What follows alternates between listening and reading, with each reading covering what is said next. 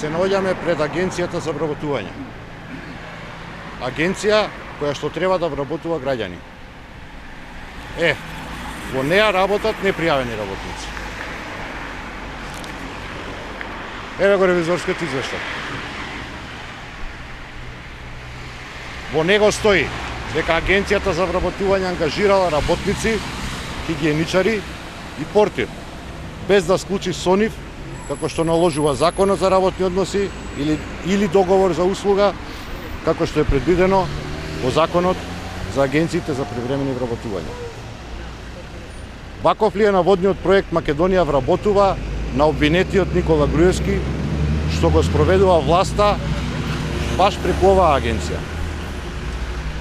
Ако Агенцијата за вработување ангажира работници на црно, што се случува во другите државни институции? Што се случува во другите правни субјекти? Кадрите на Груевски и ВМРО ДПМН ги раководат институциите противзаконски и ги кршат работничките права.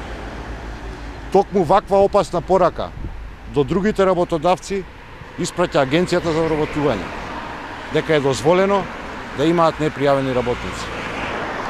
Државниот инспекторат за труд е должен веднаш да постапи по наводите содржани во овој ревизорски извештај. На непријавените работници веднаш да им бидат обезбедени договори за работа и пензиско, и социјално, и здравствено осигурување.